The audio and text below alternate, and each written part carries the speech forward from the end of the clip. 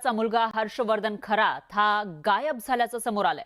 त्याचा फोन सुद्धा not reachable असल्याची माहिती आहे। एसआयटी कडून भोंदू खरातच्या मुलाची 2 दिवस चौकशी करण्यात आली, मात्र चौकशीनंतर तपास यंत्रणांची कोणतीही परवानगी न घेता खरातचा मुलगा शहरातून गायब झाल्याचं कळतंय। सूत्रांनी तशी माहिती दिली आहे। शहर सोडण्यापूर्वी त्यानं पोलिसांची परवानगी घेणं अनिवार्य होतं, मात्र कोणत्याही कायदेशीर प्रक्रियेचं पालन न करताच खरातच्या मुलानं पलायन केल्याची माहिती सूत्रांनी दिली आहे। खरातच्या मुलाचा मोबाईल बंद असल्यानं तपास यंत्रणांनी खरातच्या निवासस्थानी शोध घेतला, मात्र तो सापडला नाही।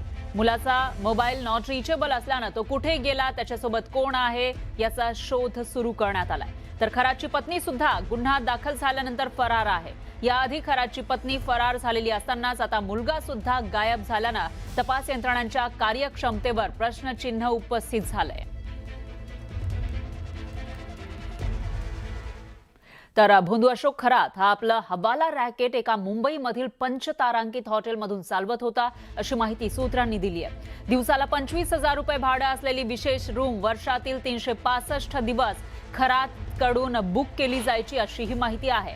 हवाला रॅकेटचे दुबई कनेक्शन समोर येण्याची शक्यता आहे। या सर्व हवाला रॅकेटचा मास्टरमाइंड भोंदू अशोक खरातचा सीए ललित पोफळे असल्याची माहिती सूत्रांनी दिली आहे।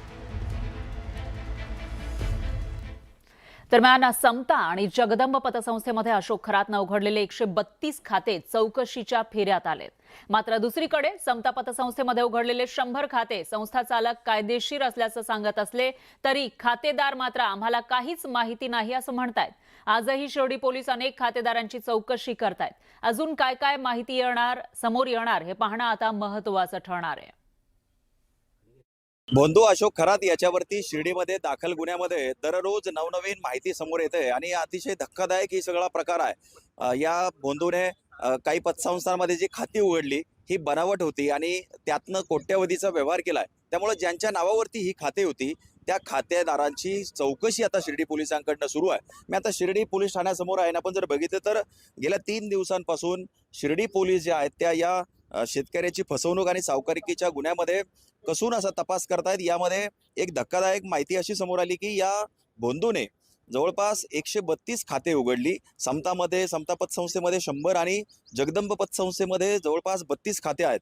तर या सगळ्या चौकशीमध्ये असंही समोर आलं की जगदंबा पतसंस्थेचे जे नामकरण आवारे आहे यांनी तर अगोदरच असं म्हटलं होतं की या खात्यांशी माझा संबंध नाही।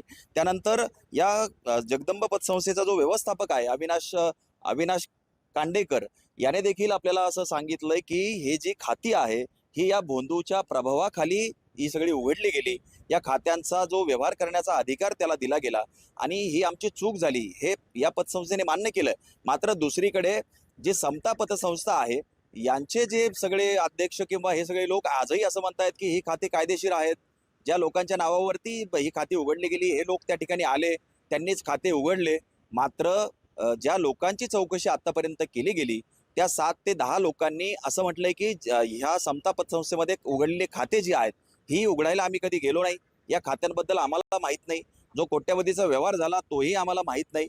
त्यामुळं समता पतसंस्थेचा हा जो व्यवहार आहे किंवा त्यांनी केलेला जो कारभार आहे याच्यावर देखील प्रश्नचिन्ह निर्माण झालेला आहे।